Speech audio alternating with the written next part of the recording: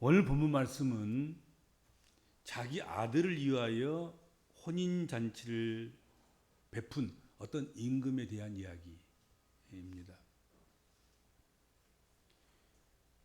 이 혼인잔치 비유에서, 이 이야기에서 우리는 오늘 몇 가지 주목하려고 합니다. 첫 번째는 잔치를 베푼 사람에 대한 이해가 있어야 된다 하는 것이지요. 우리가 어떤 잔치에 참여하려고 하면 그 잔치를 베푼 사람이 어떤 사람인가를 알아야 할 것입니다. 그 잔치의 성격을 알아야 될 것입니다. 그 잔치가 슬픔이 가득한 잔치인지 기쁨이 넘치는 잔치인지 그것을 알아야 할 것입니다.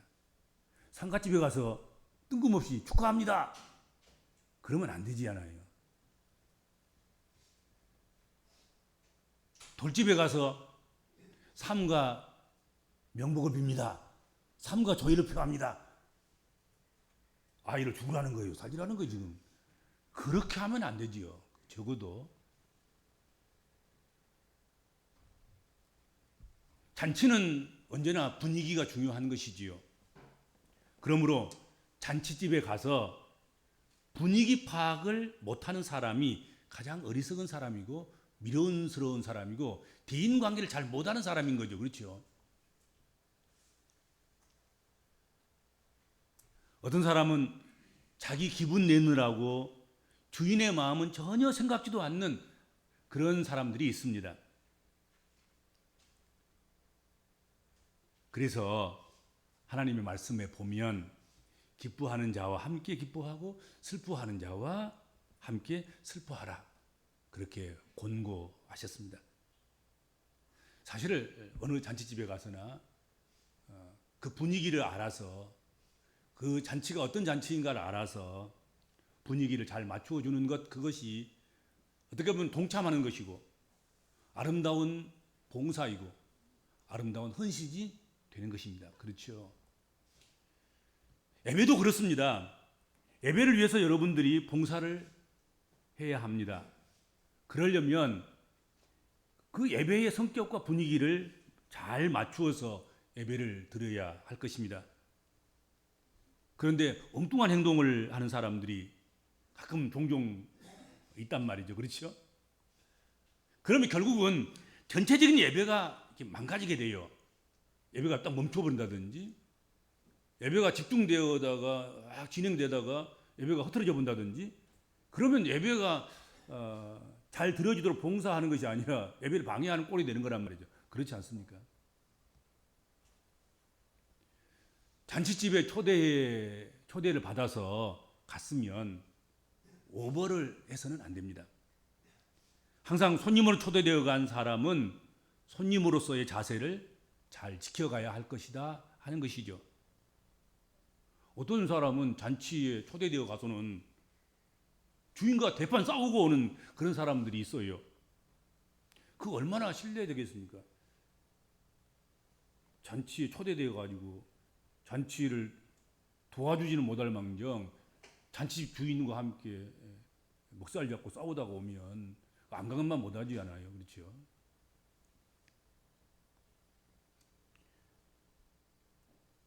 오늘 본문의 잔치를 베푼 주인은 잔치 자리가 가득 찬 것을 좋아했고 그 잔치를 통해서 많은 사람을 대접하기를 원했다 하는 것이죠. 이 잔치는 기쁨의 잔치고 한 사람이라도 더 와서 한 사람이라도 더 음식을 먹고 가기를 바라는, 그래서 오늘 본문에 보면은 이 잔치집 주인은 몇 번씩이나 보내잖아요. 사람들을 보내서 재차 오라 그러고 안 오면 그 숫자를 채우기 위해서 내거리에 가서 아무라도 잔치에 참여하도록 그렇게 하라, 그렇게 했습니다. 두 번째로 우리가 생각할 것, 두 번째는 잔치의 초대를 거절한 손님들을 좀 생각을 우리가 좀 해봐야 되겠어요. 잔치는 준비되었고 잔치에 초대장을 보내서 오겠다고 약속받았고 그리고 막상 잔칫날에 대해서 다시 오도록 그렇게 불렀는데 오늘 본문에 보면 그 잔치에 초대해 받은 손님들에 대한 이야기가 나오고 있습니다. 그런데 오늘 성경에 보면은 많은 사람들이 잔치를 거절했어요. 잔치에 초대한 것을 거절할 수 있었다는 것, 그것은 적어도 잔치를 열고 잔치에 초대를 한 그 사람이 어떤 사람이어야 잔치에 거절할 수 있습니까? 적어도 그 사람이 약하든지,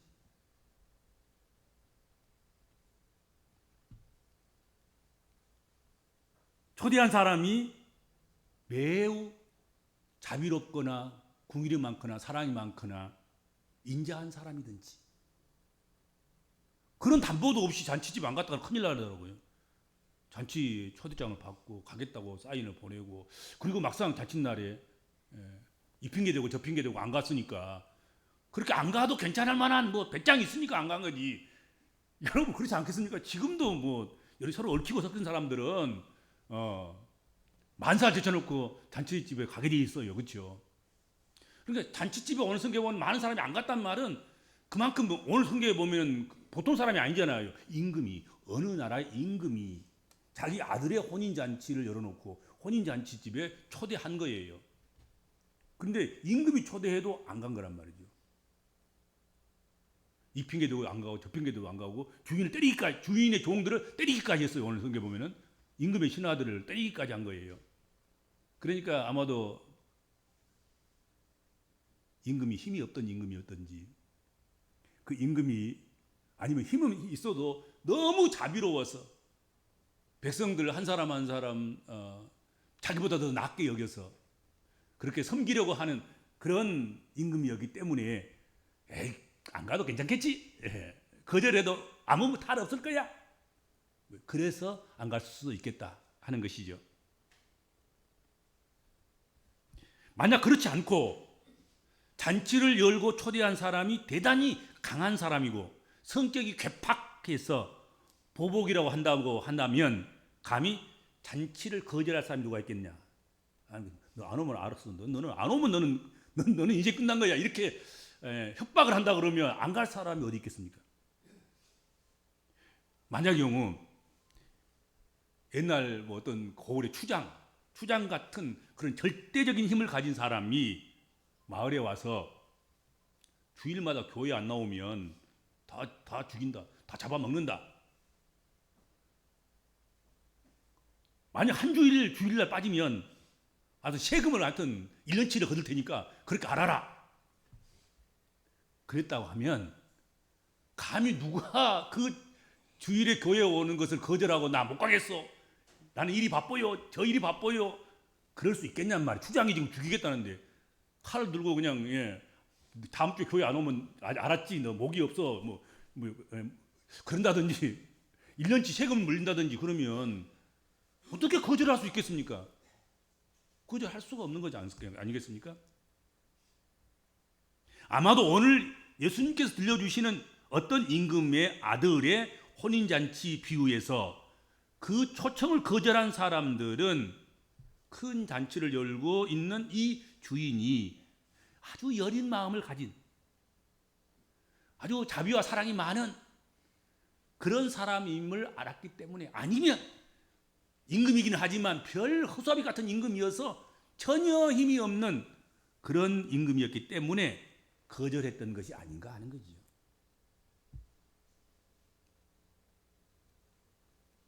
하나님은 사랑이십니다.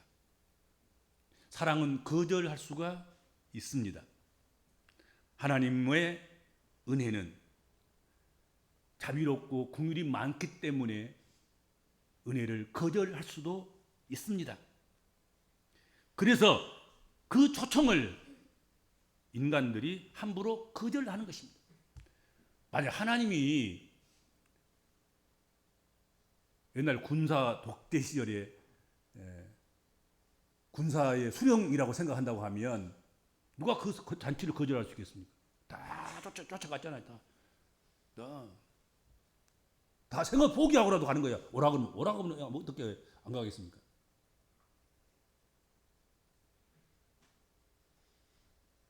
근데 하나님은 사랑이신 거예요. 하나님은 은혜가 풍성해. 하나님은 용서를 많이 하셔. 사정을 다 들어주셔. 하나님 나 이래서 못 가요. 저래서 못 가요. 그러면 그러냐? 그러니까 함부로 거절도 하는 거예요. 오늘 본문에 보면 그렇다는 얘기죠. 만약에 하나님이 이 시간이라도 믿지 않는 자들에게는 무서운 형벌을 바로 즉시 내리신다고 하면 믿지 않을 사람이 한 사람도 있겠냐, 이 인간들 세상에서. 하나님이 진짜로 화내셔가지고 오늘 주일 빠져먹는 사람 알아서 해.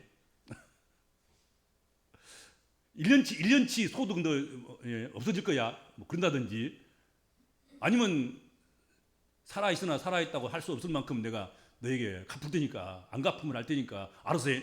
이런다 그러면 누가 주일에 교회에 빠져먹겠습니까? 어떻게 하나님이 오라 하면 거절할 수 있겠습니까? 하나님을 안 믿는다고, 못 믿는다고, 믿을 수 없다고 거절할 수 있는 사람이 누가 있겠냔 말이에요. 하나님 사랑이시니까, 하나님 은혜가 많으시니까.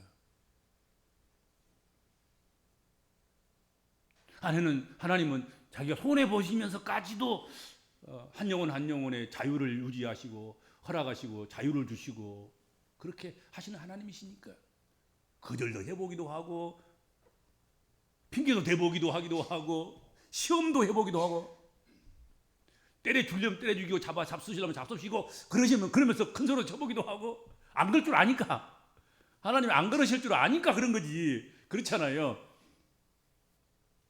여러분, 식물 하나도, 짐승 한 마리도, 여러분 자녀들 한 사람 한 사람도 다 간보고해요. 그 받아줄만 할 때 하는 거지, 받아줄지 않을 상황이 되면 절대로 그렇지 않습니다. 거절하거나 못한다고 하거나 짜증을 부린다거나 그러지 않아요. 받아줄 줄 알고 하는 거야. 받아줄 줄 알고. 나를 얼마나 사랑하는지 아니까 이 정도까지는 커트라인이고, 그러니까 커트라인까지 안 가면 내 아버지는, 내 어머니는, 내 할머니는, 내 할아버지는 나의 편이 되어 줄 것이다. 그러니까는 짜증도 부리고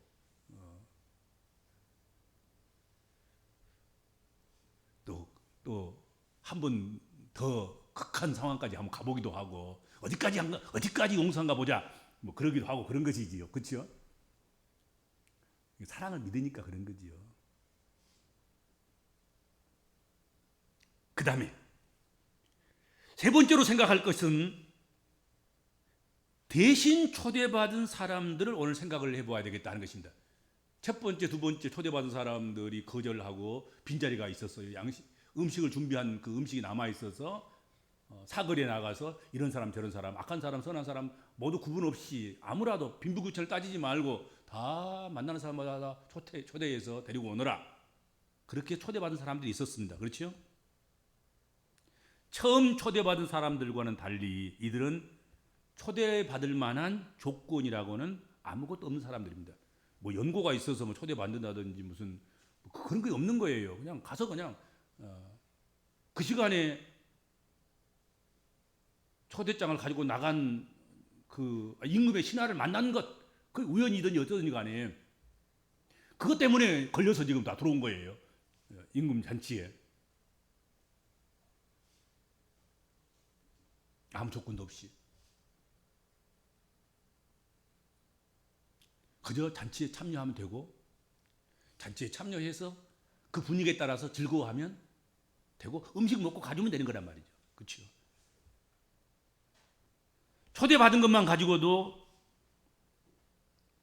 얼마나 감사한지, 이 시간 주님과 함께 있는 것만 가지고도 그 잔치가 흥겁고 즐겁고 기쁨의 잔치가 되어야 하는 것이지요.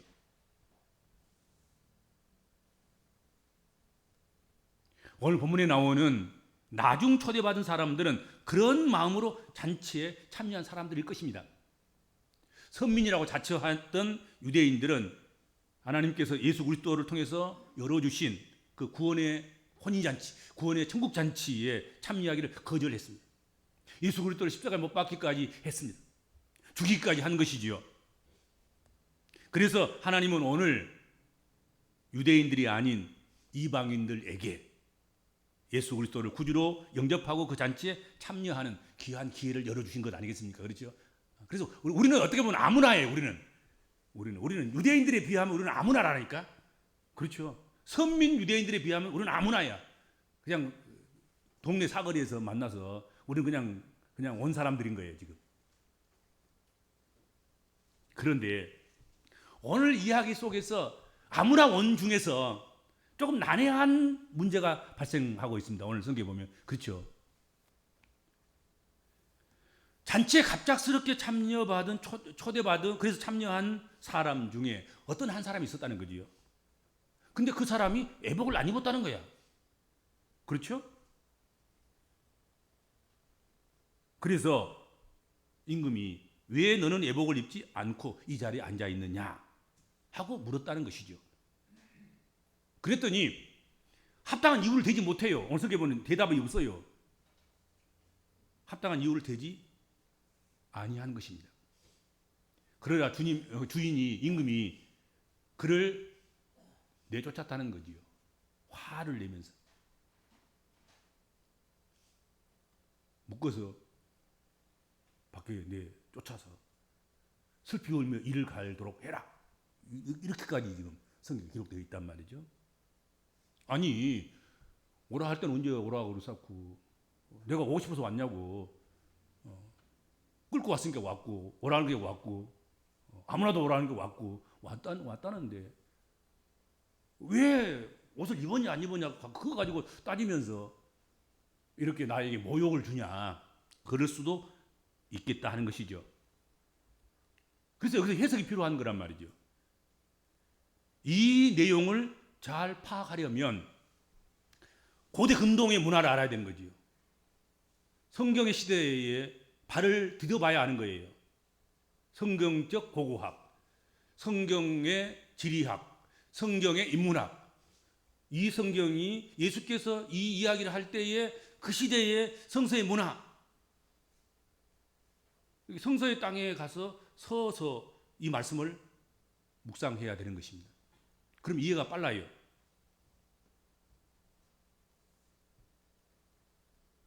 어떤 모임에 갔을 때는 그것도 규모가 갖추어진 그런 잔치에 참여할 때는 그 잔치에 그 모임에 합당한 옷을 입어야 합니다.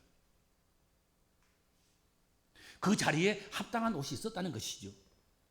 특별히 임금이 초대한 거라 큰 부자가 초대한 집은 여러분 그냥 아무렇게나 가면 안 되는 거지요. 적어도 예의를 갖춰야 되는 것 아니겠습니까? 예의를 갖춰야 되는 거예요.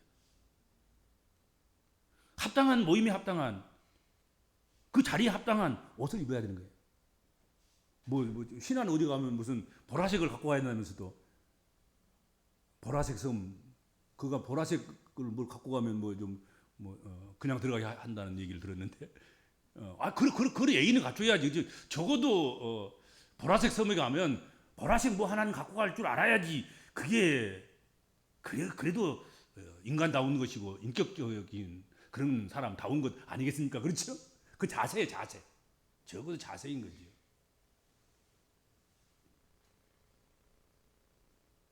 옛날에는 그랬다는 거죠. 성서 시대에 대단히 규모가 갖춰지고 또 그 집에 저 집이 권세 있는 집이고 오늘 본문에는 임금이 집이니까 지금 임금 궁궐이야 궁궐.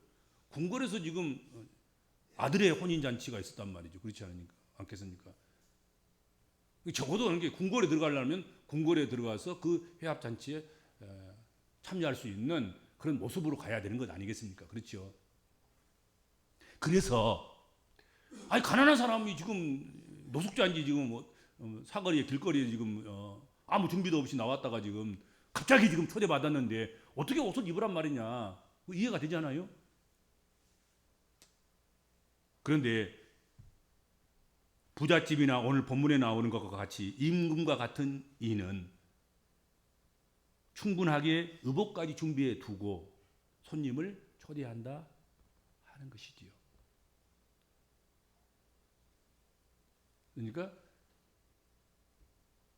자력으로 옷을 입고 올 수 있는 사람들은 말할 것도 없고 자력으로 옷을 입을 수 없는 예복을 준비할 수 없는 사람들은 미리서 준비해 놓고 그리고 초대를 한다는 것입니다. 그리고 들어오면서 다 옷을 입혀서 들여보내는 것이죠. 어느 지정된 장소에 가서 의복 창고에 가서 의복을 갈아입고 그렇게 참여하도록 그렇게 권장한다는 거지요. 성서시대에 그렇다는 얘기야. 그렇죠? 그 고대 근동에서 유명한 이름난 잔치에는 반드시 그렇다는 거죠. 요즘 영화 같은 거냐 그런 데 보면은 가면을 써야 된다든지 그 있잖아요.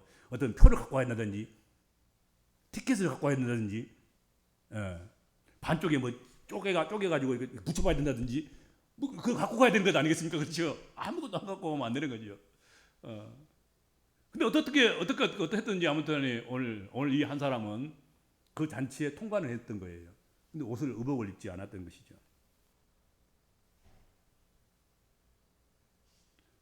의복을 입지 않을 이유가 전혀 없는데 미리서 예고한 사람들은 충분하게 의복을 준비할 수 있는, 그리고 처음 초대받은 사람들이 전부 다 임금이 적어도 초대한 사람들이니까 권세가 있는 사람들, 권력 있는 사람들, 임금과 연관되어 있는 사람들, 고을 수령이나 그 신하 중에서도 그래도 괜찮은 사람들, 그런 사람 초대받았겠지요. 그렇지 않겠습니까?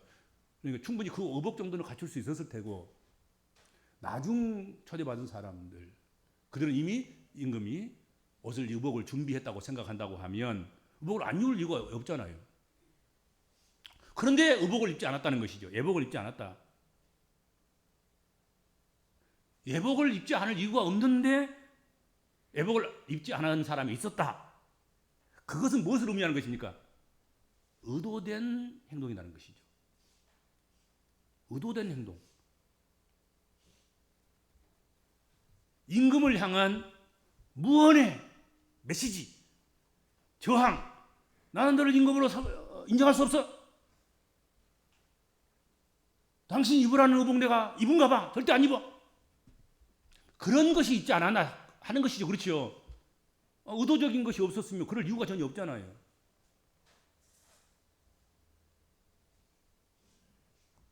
그러니까 오늘 임금이 그렇게 화를 그렇게 낸 것이고, 그리고 그를 묶어서 밖에 어두운 데에 던져서 슬피 울며 이를 갈미 있도록 그렇게까지 한 것이란 말이죠. 그렇죠. 그러니까 우리가 그렇게 되면 안 되지 않겠습니까? 하나님 앞에 무언의 저항으로 하나님이 시키는 것은 일부러 안 하려고 하고 못한 것처럼 하고 거절하고, 그래서 하나님의 화를 돋구는 그런 일이 있어서는 안 될 것이다 하는 것입니다. 오늘 의복을 안 입은 이 한 사람은 바로 그런 것 같아요. 임금님이 정하신 규례, 규칙, 나 이거 싸그리 무시하는 거예요. 당신 하라고 하면 더 안 해. 내가 한 거 봐. 그러면서 한 것 같아요. 그래서 끝까지 얼마나 위협도 많이 했고 그랬겠습니까? 너 예복 안 입으면 어떻게 될지 몰라. 임금님이 혼인잔치에 들어오는 사람은 다 예복 입으라 그랬어. 꼭 입어야 돼. 그런데도 불구하고 안 입은 거 아니겠습니까? 끝까지 안 입은 거야. 그리고 그 혼인잔치를 주도한 임금이 그 혼인잔치에 나와서 인사하고 손님을 맞고 그럴 때까지도 아직도 옷을 안 입고 있는 거야. 의복을 안 입고 있는 거야. 그러니까 한 거 하는 거지 끝까지. 나는 너를 임금으로 생각하지 않아. 네가 아무리 유업을 하고 네가 아무리 무섭게 하고 별걸 다 해도 나는 내 옷 입고 있을 거야. 나는 내 의로 천국 가는 거야. 내 의로 내가 이 잔치에 참여하고 내가 오고 싶으면 오고 가고 싶으면 가고 그럴 거야. 나는 내 옷 입고 끝까지 나 잔치 참여할 거야. 그런 사람인 거예요. 그렇죠? 우리가 그런 사람인가 살펴봐야 된다 하는 것이죠. 내 의가 아니어야 되지 않습니까? 내 옷 입고 우리가 하나님 나라에 가는 건 아니잖아요. 예수 그리스도로 그 의로 옷 입고 예수 그리스도로 옷 입고 우리는 그렇게 하나님 나라에 들어가고 하나님 잔치에 참여하는 자가 되어야 된다 하는 것이죠. 그렇죠? 마지막으로 잔치 그 자체를 한번 생각해 보아야 하겠습니다. 예수님은 천국은 마치 잔치와 같다고 하셨습니다. 예수 믿는다는 것은 천국 잔치에 초청받아서 잔치에 참석하는 것과 같습니다. 요즘 초대장이 그렇게 썩 반갑지만 않지요. 뭐 그러실 거예요. 상당히 부담스러울 수도 있겠고, 왜냐하면 다 돈과 연결되어 있기 때문에. 그래서 초대받을 때 초대받는다고 해서 그렇게 크게 감사하거나 그럴 이유가 없을 수도 있을 것입니다. 그러나 오늘 본문에 나오는, 적어도 오늘 본문에 나오는 이 큰 잔치, 이 혼인 잔치는 그런 잔치가 아닌 거예요. 가난한 시절에 먹을 것도 변변하지 않는 그 시절에 아주 임금님이 큰 맘 먹고 온 나라 온 백성들에게 다 이를 기념해서 배불리 한번 먹여주고 싶어서 그렇게 벌린 잔치, 백성들을 대접하려고 하는 그 잔치였다 하는 것이죠. 예수께서 말씀하시는 혼인잔치, 영생의 잔치, 하나님 나라의 잔치는 바로 이와 같다 하는 것이죠. 값없이 주시는 은혜의 잔치라는 것이다 하는 것이죠. 우리의 신앙생활은 하나님이 큰 잔치집에 우리를 초대한, 그래서 그 잔치를 누리는 것과 같다 하는 것입니다. 우리 신앙생활이 그렇습니다. 이것저것 따질 것이 없이 초대해 주신 하나님의 은혜를 감사하면서 내 기분에 맞추려 하지 않고 초대하신 이의 기분에 맞추어서 그렇게 신앙생활을 하면 된다 하는 것이죠. 주인 기분에 맞춰서 음식을 먹고 춤을 추고 노래하고 그렇게 하루 보낸 것 같은 그런 심정으로, 그런 마음으로 우리가 신앙생활을 그렇게 해가야 된다 하는 것입니다. 그렇죠? 기도하겠습니다. 주님 은혜를 감사합니다. 저희들은 아버지 집에 초대받은, 아버지 집에 잔치에 초대를 입은 그런 은혜 받은 사람들입니다. 우리의 자랑이 아닌 초대하신 이의 얼굴을 바라보고 초대하신 이를 기쁘게 해드리고 그렇게 믿음의 삶을 살아가는 저희들 될 수 있도록 은혜를 주시고 믿음을 더하여 주시고 우리를 그렇게 붙잡아 주시옵소서. 그래서 한날 한날의 삶이 행복한 삶이 되게 하시고 윤택한 삶이 되게 하시고 확실한 은혜의 삶이 되도록 복을 허락하여 주옵소서. 예수님의 이름으로 간절히 기도하옵나이다. 아멘.